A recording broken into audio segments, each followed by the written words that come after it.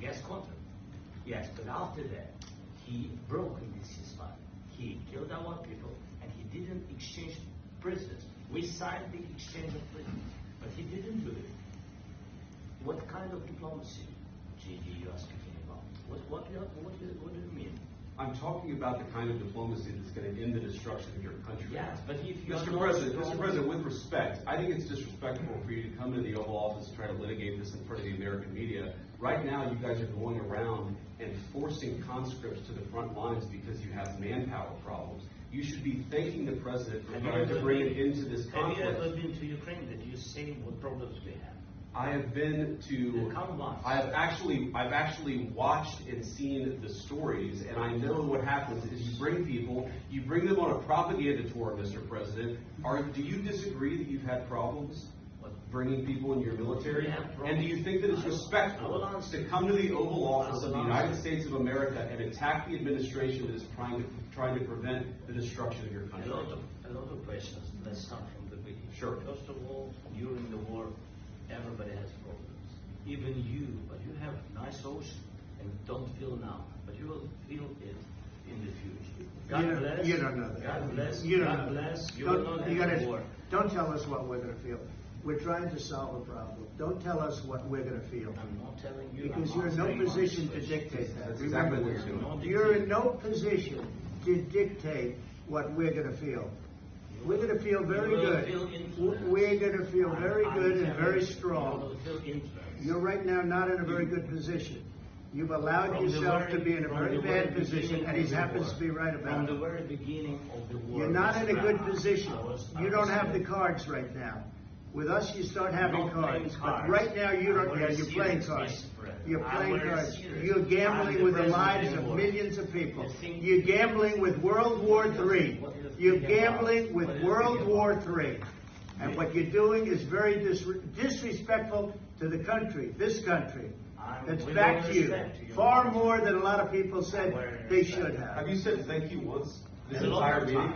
No, in this entire meeting, you said thank you. You went to Pennsylvania and campaigned for the opposition in October. Offer some words of appreciation for the United States of America and the president who's trying to save your country. Please, you think that if you will speak very loudly about the war, He's not speaking loudly. He's not speaking loudly. Your country is in big trouble. Wait a minute. No, you've done a lot of talking. Your country is in big trouble. I know. You're not winning. You're not winning this. You have a damn good chance of coming out okay because of us. Mr. President, we are staying in our country, staying strong from the very beginning of the war. We've been alone. And we are thankful. I said thanks. You haven't been alone. You haven't been alone. We gave you, through this stupid president, $350 billion. We gave you military equipment, and your men are brave, but they had to use our military. If you didn't have our military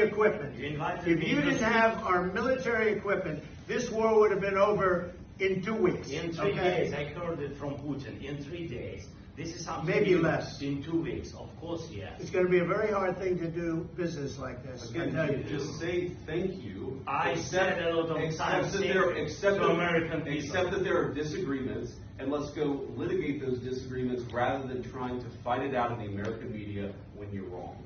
We know that you're wrong. But you see, I think it's good for the American people to see what's going on. I think it's very important. That's why I kept this going so long. You have to be thankful. You don't have the cards. You're buried there. Your people are dying. You're running low on soldiers. Listen, you're running low on soldiers.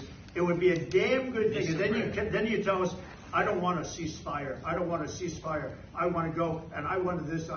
Look, if you could get a ceasefire right now, I tell you, you take it so the bullets stop flying and your men stop getting killed. Of course we want to stop the war. But you're saying you don't want a ceasefire? I want a ceasefire because you'll get a ceasefire faster than an agreement. Ask our people about a ceasefire, what they think. That wasn't with me. That wasn't with me. That was with a guy named Biden, who was not a smart person. That was with Obama. It was your president. Excuse me. That was with Obama, who gave you sheets, and I gave you javelins. Yes. I gave you the javelins to take out all those tanks. Obama gave you sheets. In fact, the statement is, Obama gave sheets and Trump gave javelins. You got to be more thankful. Because let me tell you, you don't have the cards. With us, you have the cards. But without us, you don't have any cards. One more question to Mr. Vice President.